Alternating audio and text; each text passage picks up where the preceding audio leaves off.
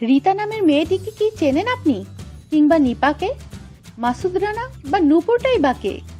চলচ্চিত্র জগতে অভিনয় করতে এসে অনেকের পরিবর্তন হয়ে যায় নিজের নাম, কেউ স্বেচ্ছায়, কেউ ইন্ডাস্ট্রির প্রয়োজনে। এমনই কয়েকজনের সত্যিকারের নাম আর পর্দার নাম নিয়ে আজকের আমাদের এই আয়োজন। ইদ্রিস থেকে ইলিয়াস কাঞ্চন। চলচ্চিত্র নায়ক ইলিয়াস কাঞ্চনের বাবা মায়ের রাখা নাম মোহাম্মদ ইদ্রিস। স্কুলে পড়ার সময় এক শিক্ষক তা পরিবর্তন করে রাখেন মোহাম্মদ ইলিয়াস। কিন্তু এই বিচক্ষণ অভিনেতা ওই সময় ভাবলেন বাবা মায়ের দেয়া নাম পরিবর্তন করা ঠিক হবে না, তাই পরিচয় দিতেন ইদ্রিস ইলিয়াস নামেই। উচ্চ মাধ্যমিক পরীক্ষা শেষ হওয়ার পরের ঘটনা। পাড়ার সৃজন সংঘ ক্লাব থেকে মঞ্চস্থ করা সুবচন নির্বাসন নাটকে অভিনয় করেছিলেন ইলিয়াস। ওই দিন নাটক দেখতে প্রধান অতিথি হিসেবে গিয়েছিলেন পরিচালক সুভাষ দত্ত। ইলিয়াসের অভিনয় দেখে মুগ্ধ হয়ে তাকে একদিন দেখাও করতে বলেন স্বনামধন্য এই পরিচালক। দেখা করতে গেলে সুভাষ দত্ত চলচ্চিত্রের অভিনয়ের প্রস্তাব দেন। রাজি হয়ে যান ইলিয়াস। গোল বাঁধে ইদ্রিস ইলিয়াস নাম নিয়ে। নাম পরিবর্তন প্রসঙ্গে ইলিয়াস কাঞ্চন বলেন, ওই দিন সুভাষদা বলেছিলেন সিনেমাতে এ নাম রাখা যাবে না, নামটি পরিবর্তন করতে হবে। পরে একদিন গেলাম, তিনি আমাকে বললেন আজ থেকে তোমার নাম ইলিয়াস কাঞ্চন। ওই নামেই 1977 সালে প্রথম সুভাষ দত্তের বসুন্ধরা ছবিতে অভিনয় করেন। সেই থেকেই তিনি ইলিয়াস কাঞ্চন হিসেবে খ্যাতি অর্জন করেন। আমিন খানের আড়ালের স্বপন। তার ডাকনাম স্বপন, পুরো নাম আমিনুল ইসলাম।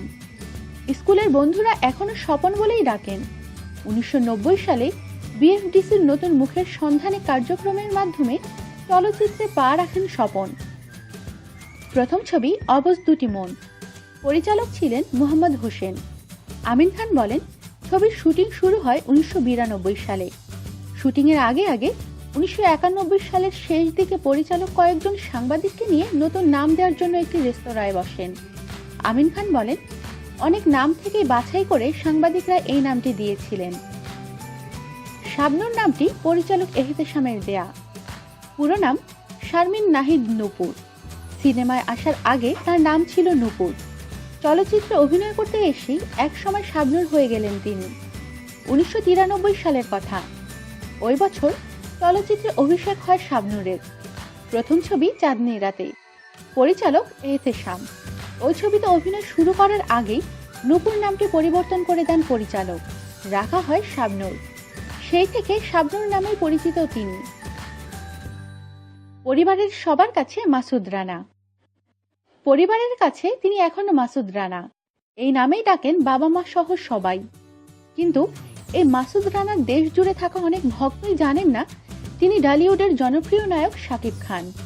দর্শক ও ভক্তের মনে ঠাঁই করে নিয়েছেন শাকিব খান নামেই। নামের পরিবর্তন কিভাবে হলো?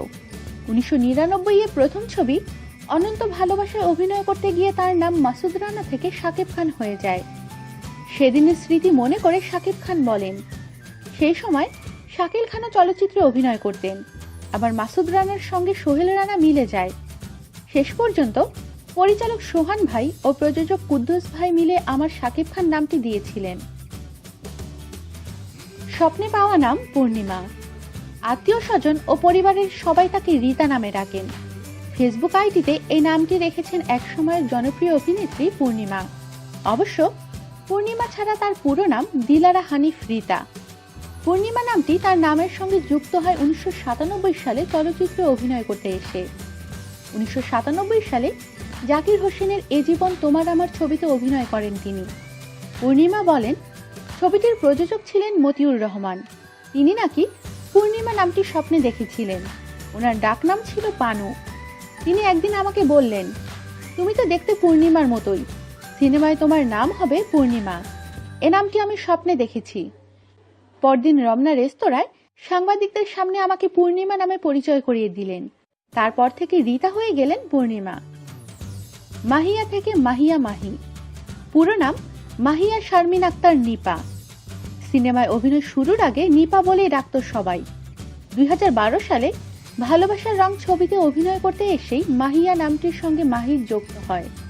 মাহিয়া মাহি নামে পরিচিতি পান এই অভিনেত্রী। মাহি বলেন, ভালোবাসার রং ছবির শুটিং এর আগে আগে জাজ মাল্টিমিডিয়ার আজিজ ভাই মাহি নামটি পছন্দ করে দিয়েছিলেন। আমাদের সাথেই থাকুন, সাবস্ক্রাইব করুন।